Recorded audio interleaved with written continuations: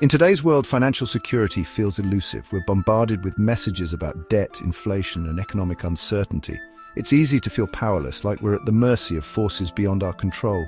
But what if I told you there's a way to take back control? There's a powerful concept called financial sovereignty. It's about recognizing your inherent power over your own money. It's about understanding that you have options, even within the complex world of finance and taxes. This concept might sound radical, but it's rooted in a simple legal strategy, borrowing from yourself using IRS procedures. This isn't about some get-rich-quick scheme. It's about leveraging existing systems to your advantage. By understanding how to navigate these procedures, you can unlock opportunities to access capital, reduce your tax burden, and ultimately achieve greater financial freedom. This isn't just about money, it's about empowerment. It's about taking ownership of your financial future and building a life of security and abundance. Are you ready to embark on this journey towards true financial sovereignty? The desire for financial independence is not new.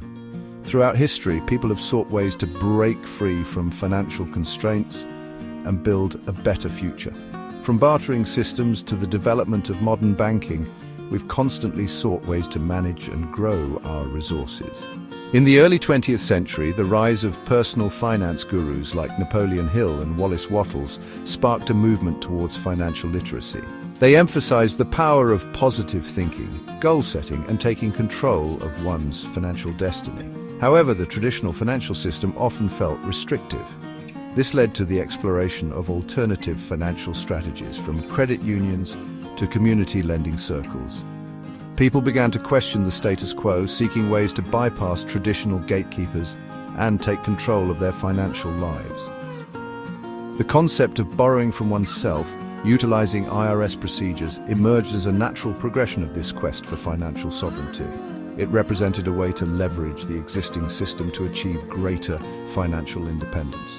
This approach resonated with those who sought to break free from traditional financial models and chart their own path towards prosperity. To truly understand the power of borrowing from yourself, you need to grasp the concept of a fiduciary relationship. In essence, a fiduciary is someone who acts in the best interests of another party, putting their needs above their own.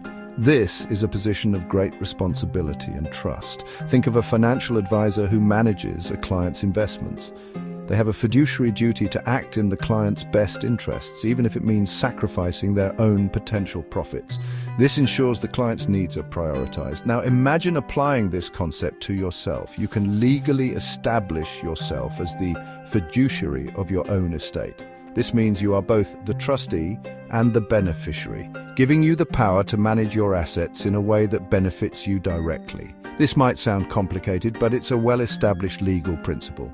By understanding the fiduciary relationship and its implications, you unlock a world of possibilities for managing your finances and accessing the capital you need to achieve your goals. You become the master of your financial domain, making decisions that serve your best interests and propel you towards financial freedom. Now, let's dive into the practical side of things. Borrowing from yourself using IRS procedures involves specific forms and steps. Don't worry, I'll guide you through it. First, you'll need to understand Form 56. This form, Notice Concerning Fiduciary Relationship, is crucial for informing the IRS that you've established yourself as the fiduciary of your own estate. It's a simple form, but it's the foundation for this entire strategy. Next comes Form 1099 OID, Original Issue Discount. This form comes into play when you purchase a financial instrument, like a bond, at a discount to its face value.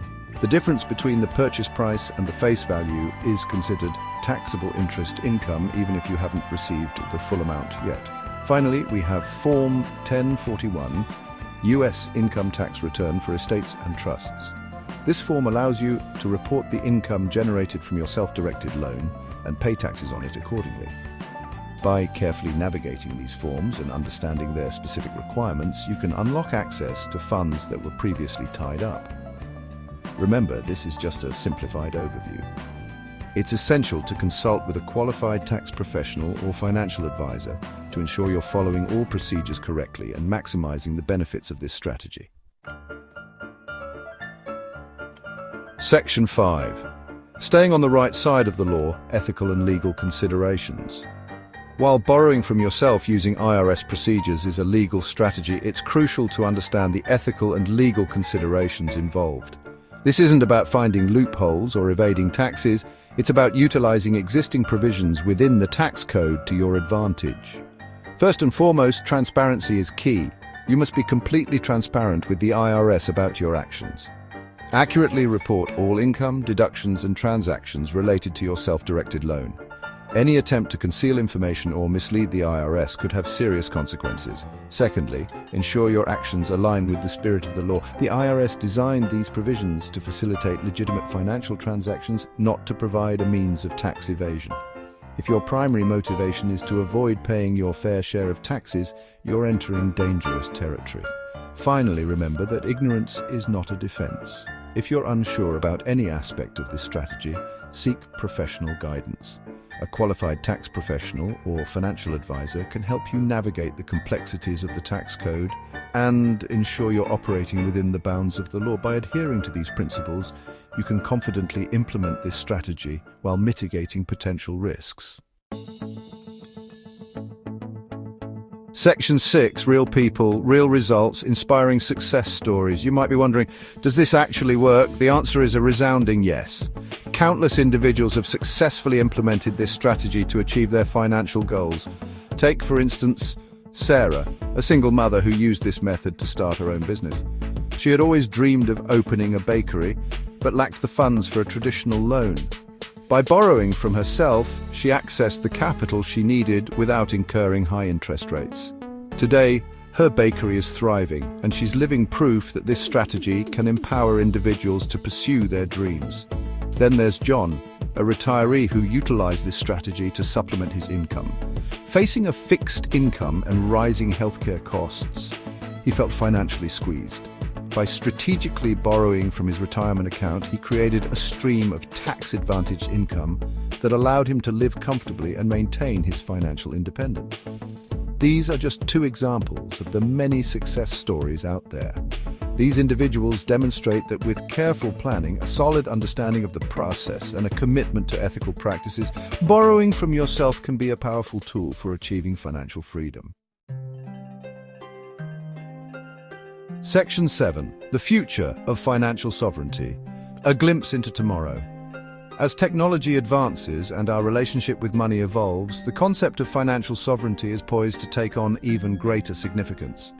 Blockchain technology, with its decentralized and transparent nature, has the potential to revolutionize how we manage and control our assets. Imagine a future where individuals can access capital directly through peer-to-peer lending platforms, bypassing traditional financial institutions altogether. Smart contracts could automate the process of borrowing from oneself, making it more efficient and accessible to everyone. Furthermore, as awareness of alternative financial strategies grows, we can expect to see a shift in the regulatory landscape. Governments and financial institutions may need to adapt to this evolving landscape, creating a more equitable and accessible financial system for all. The future of financial sovereignty is bright. By embracing innovation and advocating for greater financial literacy, we can create a world where individuals have the tools and knowledge to shape their own financial destinies. Section 8. Conclusion. Embrace your financial power. The journey towards financial freedom starts with a shift in mindset. It begins with recognizing that you have the power to take control of your finances and create a more secure future for yourself and your loved ones. Borrowing from yourself utilizing IRS procedures is not a magic bullet. It requires careful planning, a thorough understanding of the process, and a commitment to ethical practices. However, the potential rewards are significant. By harnessing this strategy, you can access capital, reduce your tax burden, and ultimately achieve a level of financial independence that might have seemed unattainable. It's about taking ownership of your financial future and building a life of abundance and prosperity. So, I encourage you to explore this strategy further. Educate yourself, seek guidance from qualified professionals, and discover how borrowing from yourself can unlock your financial potential and empower you to live a life of true financial sovereignty.